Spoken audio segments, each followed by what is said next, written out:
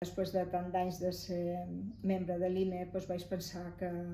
tal vegada la meva experiència podria servir a l'entitat, una entitat que jo m'estim molt perquè vaig estar des del primer moment amb en Vidal a la creació de l'Institut Menorquí d'Estudis. I és un càrrec que és honorífic, evidentment, però no forma part de la plantilla de l'IME, ni molt manco,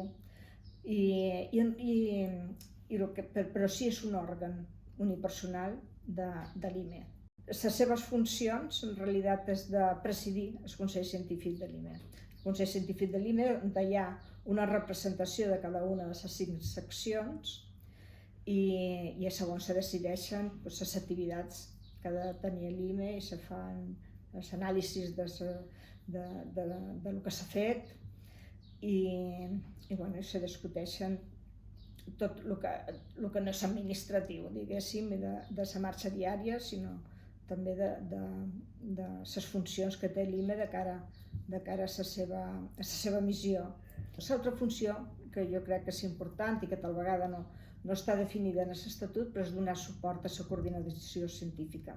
El Consell Científic en general, clar, tu reps propostes de cada una de les seccions també en les activitats.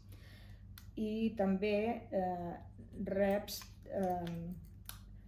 els inputs de l'exterior, també, de l'exterior de l'IME, perquè com hi ha aquesta part també de representació, que nosaltres entrem en contacte perquè ens conviden o perquè hem d'anar a diversos actes, entres en contacte amb altra gent i al final també